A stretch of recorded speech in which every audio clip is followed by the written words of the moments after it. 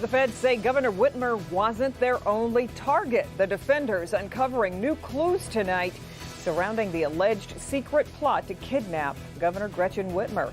Thanks for being with us. Federal agents say Virginia Governor Ralph Northam was a potential target for the group, and that's not all. We want to get right out to defender Sean Lay, who's live in Grand Rapids tonight, where massive amounts of new information surrounding this alleged plot came to light today. Sean?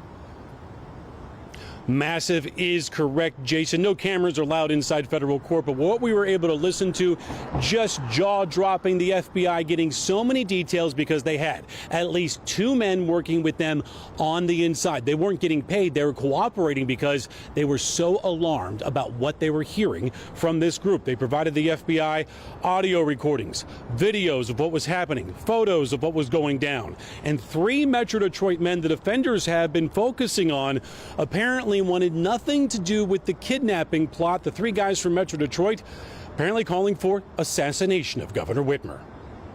When a group of men met this past summer, they were so angry over COVID shutdowns, the FBI says they focused on two targets for kidnapping: Virginia Governor Ralph Northam and Michigan Governor Gretchen Whitmer. The local four defenders have been digging into the three Metro Detroit men charged in this case. Gary Springstead represents Ty Garbin from Heartland. First of all, my client's 25 years old. We want to know more about him. Can you tell us what he was doing for a living? I believe he was an aviation mechanic. That's a big job. Yep. He had a career. Right. As far as I know, he's never been in trouble. The FBI says Garbin was a leading member of the group Wolverine Watchmen, who call themselves a militia group. But Garbin was recruited at a Second Amendment rally at the State House to join a group of younger men who believed the Watchmen were all talk and they wanted action. The plan to recruit 200 men to storm the Capitol, firebomb all MSP vehicles outside to limit their response, and kidnap the governor. An FBI agent stating about Ty Garbin, Garbin allegedly wanted far more than that. The agent stating, quote, Garbin stated he was not okay with the Capitol plan. He would be okay with shooting the governor at her house, her private vacation home. The defenders also focusing in on an Orion Township man, Daniel Harris. The FBI says he also wasn't interested in the kidnapping. They say he wanted the governor to be assassinated. An informant providing screen grabs of messages. Garbin reportedly writing, quote, knock on door, just cap her at this point. Caleb Franks from Waterford also allegedly messaged that someone in the group posed as a pizza delivery man and, quote, take a pistol in like 3 rounds.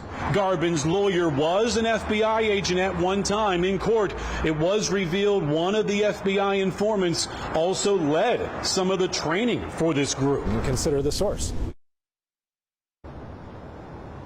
Back here live. That'll be interesting to see how much that plays, that some of the FBI helpers here were helping train some of the guys as well. This bust went down October 7th. The apparent ringleader admitted to the FBI, according to the agent, that his plan all along was to kidnap the governor, put her on her boat, take it to the middle of Lake Michigan, disable the engine, and leave her there, knowing that she would eventually be rescued. We'll see whether that is true or not. What made the FBI act?